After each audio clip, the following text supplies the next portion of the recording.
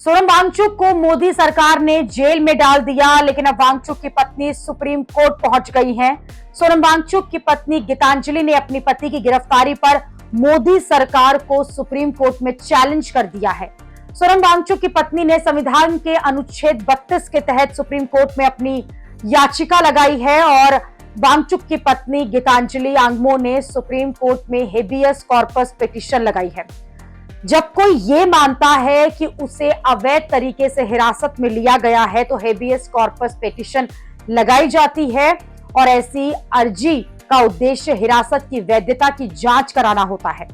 हिरासत में रखे गए व्यक्ति के कारणों की जांच होती है कि क्यों उन्हें गिरफ्तार किया गया। ये सुनिश्चित करना होता है कि किसी को बिना वैध कारण के अनिश्चित काल तक जेल में बंदी बनाकर न रखा जाए।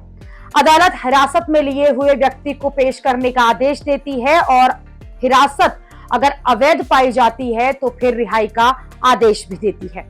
सोनम वांगचुक की पत्नी गीतांजलि का यह कहना है कि 1 हफ्ता हो चुका है सोनम वांगचुक की गिरफ्तारी को, लेकिन उन्हें कोई जानकारी नहीं है कि वांगचुक कैसे हैं, उनकी हालत क्या है और उन्हें हिरासत में आखिरकार क्यों लिया गया है।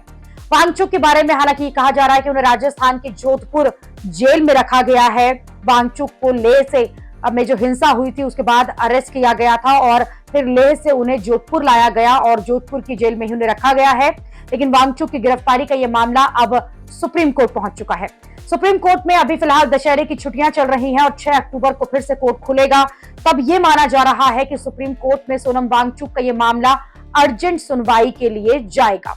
सोनम वांगचुक को 26 सितंबर को नेशनल सिक्योरिटी एक्ट यानी कि एनएसए के तहत जो है वो गिरफ्तार किया गया था। वांगचुक की पत्नी ने राष्ट्रपति और प्रधानमंत्री, उनके साथ ही कानून मंत्री को भी अपनी चिट्ठी लिखी है और वांगचुक की पत्नी सोनम वांगचुक को गिरफ्तारी को गैर कानूनी बताया है और वांगचुक को तुरंत रिहा करने की मांग की है। सोनम वांगचुक पर जो एनएसए लगाया गया है वो गलत है, वो देश की सुरक्षा के लिए किसी तरह के खतरा नहीं है, ये भी वो कह रही हैं। वांगचुक की पत्नी ने राष्ट्रपति, प्रधानमंत्री और कानून मंत्री से मिलने का समय भी मांगा था। हिमालयन इंस्टीट्यूट ऑफ अल्टरनेटिव्स यानी कि HAIL की CEO गीतांजलि को जे आंगमो ने केंद्र की आलोचना की और केंद्र शासित प्रदेश में 24 सितंबर की हिंसा के बाद लद्दाख के लोगों के खिलाफ पुलिस अत्याचार का आरोप लगाया। ब्रिटिश भारत के दौरान लद्दाख की मौजूदा स्थिति की तुलना करते हुए उन्होंने कहा कि केंद्रीय गृह मंत्रालय लद्दाख पुलिस का दुरुपयोग कर रहा है।